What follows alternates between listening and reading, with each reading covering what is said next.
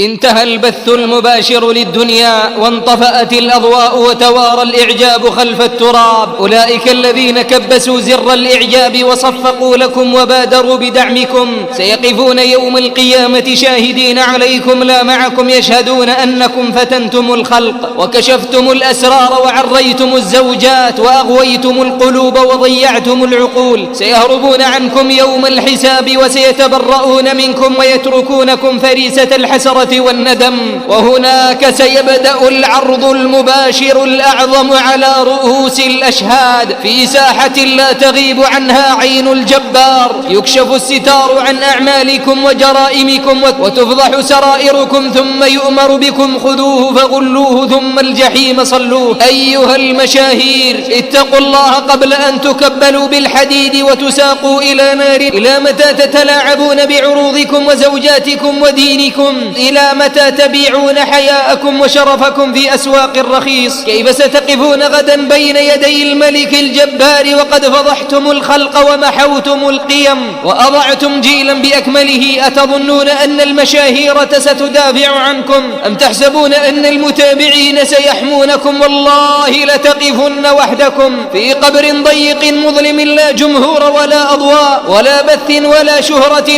إنما هو سؤال وحساب ونار تلتهب. أيها المفاخرون بالفجور تبتسمون وتضحكون وتكشفون عوراتكم وأعراضكم وملك الموت ينظر إليكم، تتباهون بالرقص والدعارة والتفاهة والمعاصي، والله يقول ولا تحسبن الله غافلا عما يعمل الظالمون.